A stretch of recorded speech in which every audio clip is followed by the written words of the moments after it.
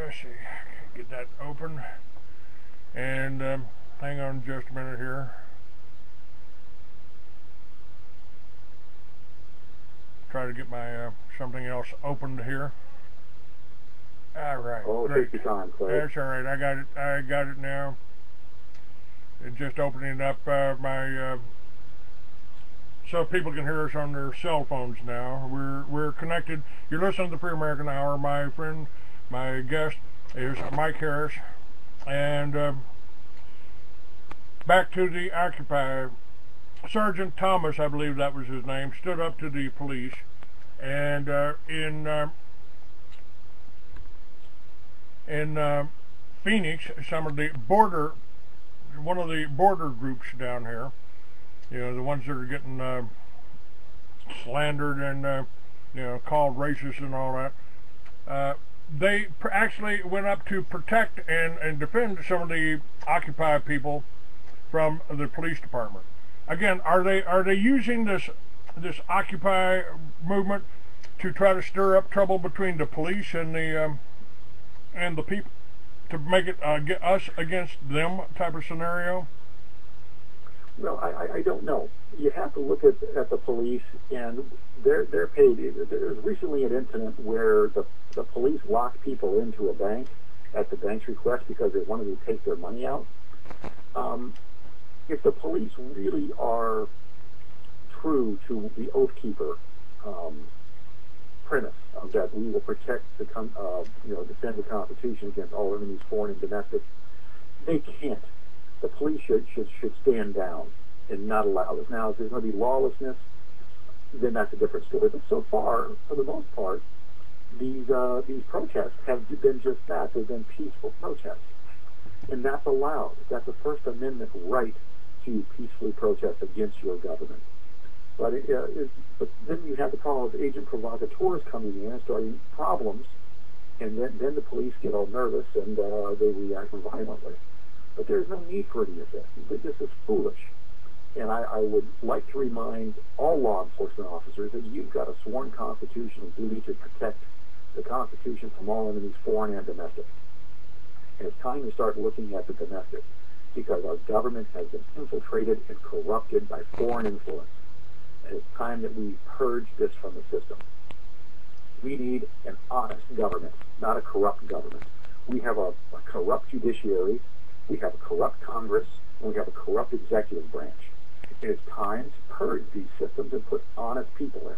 I would rather go to the phone book and pick people at random than I would to return the current crop of politicians that we've got. You know, this has kind of been tried before. They even made the name of the man that did it into a word worse than communist. That's that's a McCarthyism. My guest a couple of days ago, well, Clay, was on a book on that. That is Clay. Thank you so much. That is a wonderful point. I was thinking about this last night when I was preparing for this interview on the radio here. But McCarthy was right. The communists said they were going to take us down from within. And let's look at who the Bolshevik communists were. They were Jewish Bolshevik communists. They were the Zionists. They took down Russia.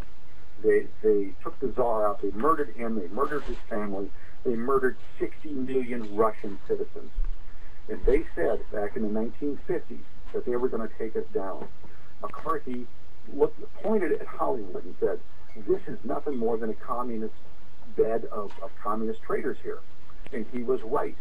And here we are 50 years later. 50 years later, they've not stopped. They're winning because we've been asleep at the wheel and we allowed them to convince us that they were not a threat. They are a threat. We have an active fifth column of traitors operating in this country. And they're both Christian Zionists, they're Jewish Zionists, they're anyone who supports Israel in any manner. And I realize that there's a lot of people out there because of the religious aspect tied to Israel, because of its strategic location and because of its historical value. But separate that issue and look at the facts. This is our country. You know, my family has lived in this country for 7 generations. We're Americans. We're not immigrants. We made this place, and it's being taken from us. We don't need any more immigration. Repeal that Immigration Reform Act of 1965. That's an abomination. Get rid of that thing. Secure the border. Let's stop the drugs. Let's stop the illegal aliens. And let's get after our employers who are exploiting these people for the cheap labor. See, by bringing in all this illegal labor, we're driving the wage base in this country down. The jobs that I had as a teenager, my first job, I was a dishwasher. I couldn't get that job if I was a teenager today, because some 30, 35-year-old Mexican guy is going to have that job, and he'll work for $3, $4 an hour less than minimum wage, cash under the table. I can't get that job that I would have had as a teenager anymore. So how are our youth going to get their first position? How are they going to get the experience and the work ethic? They're not. They're locked out of the system. And we have to fix this to protect our own national interest. We have to fix this to protect the nation. And that's what we are. We are a nation. Here is with the border. Part of the problem with the border. The reason I got started in this whole thing in the first place was because I was so outraged by what the BATF did to the Branch Davidians and the way the press covered it. They tried to paint the BATF as a good guy for killing those 17 little children, and wow, they're heroes because they saved them from a child molester. They ran over them with tanks. They burned them out. And it's the same agency that blew up the federal building, the Murrah building in Oklahoma City, to try to blame people like me for starting the militias. They used Timothy McVeigh, who was in the army when he supposedly was executed. They tried to use him. Oh, he was one of those militia guys. No, he wasn't. And they also are the same people that Eric Holder and Barack Obama are covering up the gun running.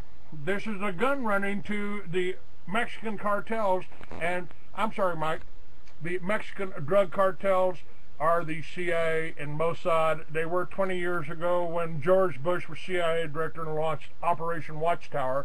And George Bush was covering for MikeHarris, Mossad agent assigned to Manuel Noriega. Yes, sir. That is absolutely correct. And when you look at this operation at this gun walker, you look at the number of American guns that have walked into Mexico. It's not the 3,000 they're saying. It's 67,000 guns and 30 million rounds of ammunition our BATF has supplied to the Mexican drug cartels. Now, you look at this, and you look at who the Mexican drug cartels are. MS-13, which is a drug-dealing gang, primarily California-based, but any American city that has over 50,000 people has a chapter of MS-13 in it. Their leadership was trained at the School of the Americas in Fort Benning, Georgia. If you look at the Zeta cartel, their leadership was trained at the School of the Americas in Fort Benning, Georgia. This is absolutely, the CIA controls the global drug trade. It is the most profitable industry in the entire world. And they originally, this was developed by, as you mentioned, former President George Herbert Walker Bush, as a means of circumventing Congress to have money he could spend at his discretion without any accountability or oversight. It is now a $1 trillion global business with no oversight, no accountability, no nothing. And this needs to be stopped. We need to reform our drug laws and do so immediately.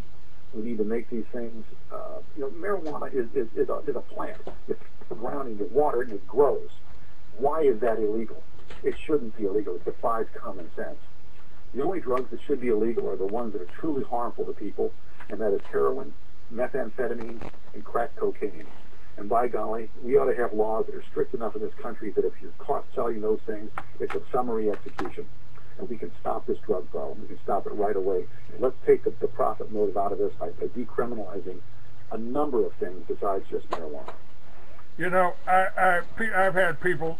I've been supporting the legalization of marijuana since I wrote a book about it 40 years ago. And people have said, but Clay, isn't marijuana a gateway drug? Oh, absolutely. If you got to go to a drug dealer to get it, if you grow it in your backyard, there wouldn't be any drug dealers. That's right. And like I said, take the profit motive out of it. Why would you want to go out and spend, $100 for an ounce of marijuana when you can throw some seeds in the dirt in your backyard and put water on it and have it grow? That's Why right. would you? All we're doing is funding crime. We're funding a criminal enterprise. So let's change the metric on this. And, Mike, we are doing what Ayn Rand said governments do when they have no control over honest citizens. They have to make criminals out of us. They made our grandfathers and our great-uncles from farmers and ranchers into moonshiners and bootleggers for making their own fuel. And they're doing the same thing to the people today. We've got more people in prison on drug charges than it costs $50,000 a year to keep somebody in prison. Why do we want more prisoners? Oh yeah, that's right. The stocks being traded on the private prison systems. Well, Clay, I agree with your assessment on that, and it's time for we the people to take control of our own destiny, and don't let these treasonous bastards in Washington and other places run our lives anymore. It's time to withdraw the consent of the governed. My friend Lori here has handed me a note. Why are all the representatives attorneys? Why not some plumbers, regular people? Well, Clay, that's a great question. As I stated a few minutes ago, I would rather pick up a phone book from any major city and go there and just at random pick people out of the phone book and send them to Washington, D.C. than I would to send that bunch of crooked attorneys we've got in there representing us now, because they do not have our best interests at heart. You know that the most Congress people and senators, they're well to begin with, but their wealth triples, quadruples. It multiplies exponentially on this little pitiful salary of $175,000 a year. How do these guys become multi-millionaires while serving the public on a fixed income? How does that work? Explain this to me. How do federal judges become multi-millionaires sitting on the federal bench? There's some interesting articles out now about judicial corruption and how judges are refinancing their homes, and the homes are getting paid off very quickly, but the judges aren't making the payments. Somebody else is. It's a way to launder money, and they've cracked the system. And, as long as we allow this, I am so proud of the people on Occupy Wall Street, and I'm proud of the people of the original Tea Party. We need to unite those two diverse factions, focus on what our common enemy is doing, and defeat that common enemy. That is really the country has been infiltrated and corrupted by a foreign influence, and it's time to stop it. The biggest problem that I've done, and I've been doing this for 20 years, pretty much the same thing as Gordon Duff. I've published the Free American for almost 20 years, trying to get the information and truth out to people. But people won't work together. It's like, oh, Clay, he's a pothead. He thinks it's okay to smoke marijuana. It's Clay's in the militia. Oh, they find something wrong, something that you've done wrong. I'm talking about patriots here. When I came out with the Free American, I thought everybody was going to get behind the Free American, and I'm advertising for them, and they should be promoting me. Nobody wanted to promote me because they looked at me like competition. Well, I wanted them to buy my newsletter, How do we deal with that? I don't understand that. I mean, I've never suggested that anybody kill anybody else. I support the Constitution. I took an oath to it, to defend it against all enemies, foreign and domestic. Why would anybody have a problem with that? It's because the main goals are called divide and conquer. So they got to paint. Oh, you're a McCarthyite. Is that worse than being a communist? I'm not quite sure I understand. I'm not sure that I do either. But I certainly come to recognize that Joe McCarthy was espousing some fundamental truths, and because he was being effective, they destroyed him. And anyone who's effective, they try to destroy. And they've got a machine out there. You've got to break their machine. And the one way we can do this is take your money out of the banks, boycott the banks. Don't allow them to ding your account for those fees. Don't let it. Take it to a credit union. A credit union will give you a better interest rate on your next new car anyway. Take your money away from the banks. Don't let them have your income. Don't work for the banks. Stop it. And, we're still a free enough country where we don't have a mandated banking system yet. But we withdraw your support. Take it away. We withdraw your consent to be governed. Don't participate in this system. There is one state that's not in debt. Are you aware of that? That is Montana, and Montana is prospering. I think North Dakota too. North Dakota has North Dakota. My mistake. Okay. Yeah, North Dakota has a private bank, a state-run bank, and the people are. It's good for the people, and there's not any unemployment in North Dakota. Yes. No, I'm aware of that, and I think every state should have a state-run bank, and I think we should abolish the interstate banking. If you remember, Arizona, Valley Bank was the big bank in Arizona. Valley Bank doesn't exist anymore. It was acquired. It's not part of the JP Morgan Chase. But when I lost Valley Bank, and Arizona allowed interstate banking to come in, it destroyed our local capital base. And it's destroyed. It's gone. Now all of our fees, all of our money, all the banking profits go to New York City. Well, you look at who owns JP Morgan Chase. It goes right back to the foreign City of London Rothschild Bank. That's who owns JP Morgan Chase. That is their largest shareholder. So their goal is to consolidate the global banking system, and we have to defeat that. And so the most effective thing that ordinary people can do, guys like you and me, take your money out of the bank, put it in a credit union, keep it under your mattress if you have to, put it in a safe deposit box. But take your money. Don't allow them to use your money for free. Don't allow them to bill you to use a debit card. Have you ever heard such a dumb thing? Yeah, I heard that. We're outrage stopped that, but just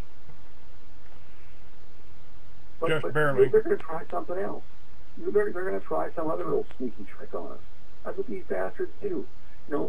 We bailed out these big banks. We gave them $16 trillion U.S. dollars that we had to create out of thin air, and that we the people owe interest on. We gave the bank $16 trillion, and they're sitting on a mountain of cash, and they won't lend a dime to anybody.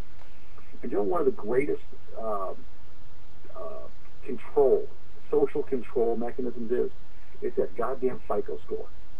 That is an artificial creation. That's what? The FICO score, your credit score, your FICO score. Oh, yeah, okay. That thing that if you pay off a loan early, they penalize you for that. I mean, if you don't borrow money, they penalize you for that. They want you in debt.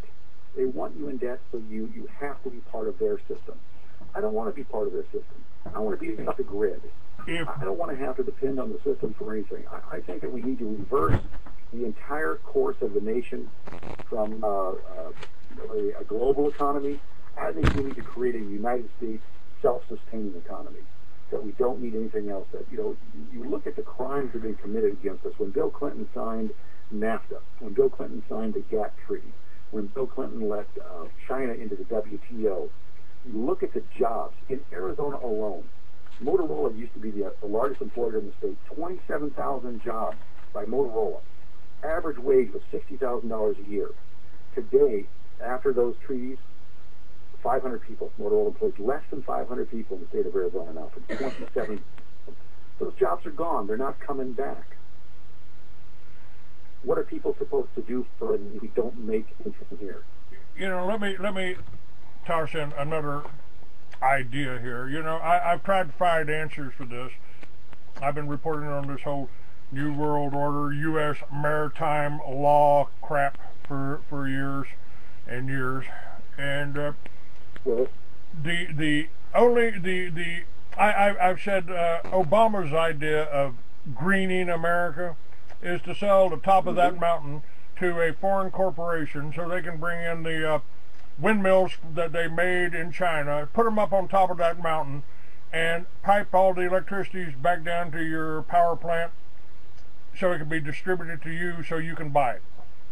My idea is to put a solar and wind generator on every home, keep it attached to the power lines so we can sell it back to the power companies, grow our own food in the backyard or on the farm with the help of a few other people, and then what do we need the government or the power companies or the banks for?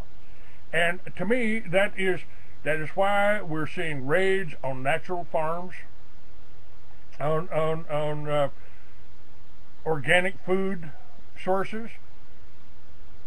They're scared to death of that. You're absolutely right. They want to control everything. They want to control everything from the water you drink to the food you eat to the power your house, anything that you need. They want to sell you the gasoline. They want to utilize you as a profit center for them in every way possible. But if you want to bring jobs back to this country, there's a real easy way to do it, and that is anything that comes from overseas, anything. Put a 40% tariff on it the minute it crosses into the port of entry. The minute it comes through the gate, whoever manufactures, I don't care if it's Apple Computer, I don't care if it's General Electric, I don't care if it's General Motors, I don't care if it's IBM. If they make it overseas and you bring it to America, if you want to sell it here, you've got to pay 40% to get it in the country, period. And that's what will drive investment back into this country, so we have jobs again and people get put back to work. Mike, you use those proceeds. You use that income to get rid of the IRS. Then the other thing you do is you abolish the IRS. There's no more income tax. You have a national sales tax. This way, the rich people who hire armies of attorneys to avoid paying tax, and the poor people, everybody pays a sales tax at the point of use. You would tax the underground economy, which is $1 trillion in this country, which doesn't pay any tax at all. So that's every bartender, every hairdresser, every drug dealer, everybody who works in the cash, point of use sales tax. And you get rid of the IRS. It's not how much you make; it's how much you spend. I think the IRS could be put to good use if they were investigating the banks and the multinational corporations and the WalMarts out there. But the tariffs, you bring up the tariffs, that is the only legitimate income that the government has. That's the way it was written into our Constitution, wasn't it? That was our source of income. Tariffs. That is exactly why I brought that up, because that is the constitutionally allowed method for generating revenue for the purpose of government. And I tell you what, we've got military bases in 150 countries around the world. Let's bring these guys home. Shut this stuff down. They serve no legitimate purpose for defense out there. Let's treat the rest of the world with respect. Let's do commerce with them. If the Arabs have oil and we want to buy it, let's buy it. We don't need to put a military base over there so we can control their whole economy. Let's stop this nonsense. Let's start treating people the way we want to be treated. The United States has turned into a monster. It's an embarrassment to be a U.S. citizen these days. It truly is. We used to be the envy of the world, and now we're the terrorists. We're out killing innocent people in Iraq, Afghanistan. They have nothing to do with it. In the whole 9/11 thing, I don't believe Arabs did that. I don't think you do either. No, but, I referred to it on the air as an exaggerated case of Jewish lightning. Well, I'll tell you what. Let's have an honest and independent citizens panel put together, not a panel of former politicians. Let's take U.S. citizens out there. Just pick them out of the phone book. Give 25 or 50 of them the job of investigating every aspect of 9/11. Let's come back with a conclusion, and then let's indict the guilty and let's hang them. I think we've got a few million people out there that are aware of this. They're aware of the Mossad involvement in the 9/11. They're aware that Larry Silverstein made a few billion-dollar profits for a $500 million investment. I think they're aware of that. I think they're aware that Larry Silverstein and his daughter didn't show up for breakfast after eating in the top of the world restaurant at the top of the World Trade Center for the last 3 or 4 months, they didn't show up on 9/11. Yeah, funny how that works, huh? Yeah. But how did NORAD stand out? We didn't have insiders in our government colluding with this. How did NORAD, for the first time ever, how was NORAD made to stand down and not respond to the standard protocols to handle hijacked jets? How'd that happen? Well, somebody by the name of Dick Cheney was there and said, don't do it. That's right. Dick Cheney, another war criminal. And these guys are out walking around free as a bird and wealthy for the crimes against the American people. And it's time to hold them accountable. And there's no better time than 11/11/11, which happens to be Veterans Day, to bring these war criminals to justice. Now, isn't there a march in Washington, D.C. by the veterans? Do you know about that? What is that about? I know there's one coming up. I'm not privy to it. I've not followed that issue. But let's make today the beginning of the first successful regime change in this country since 1776. Let's begin it today. Everybody, I implore you, let's take our country back. Let's not let the criminals run us into the ground. I don't want to live in a criminal society like this is becoming. I don't want my son and his kids and future generations to have to be saddled with the debt, the illegal, illegitimate debt that's being created by this country right now. Let's stop this nonsense. Let's bring common sense back into governance of this country. You know, the whole bailout, as George Bush was walking out, he handed somebody the bankers, the people that own are stockholders in the Federal Reserve, he handed them $2 trillion. That was enough money to pay off every mortgage on every home and ranch in America. And if he had given it to the American people, they would have just turned around and handed it back to the banks and had their property free and clear. Yeah, but they're playing a bigger game. They don't want you to be a free people. They want you to be a slave. And however they have to enslave you, they want the model, if you extrapolate it out, is going to take us back to a feudal system where a few people own everything, and we're all going to be serfs who get to work it for a share of what we produce. And I don't want to live that way. Sorry, I'm an American, and it's live free or die, brother. All right, Mike, that's a good last word. I've got a lot to do here today. Thank you for being with me. Happy 11/11/11. And have a good Veterans Day, and let's all pray for the safe and rapid return of our active duty personnel around the world. All right, sir. Thank you very much. Thank you. Thanks, Clay. Have a good day. Bye-bye. You too. Bye-bye.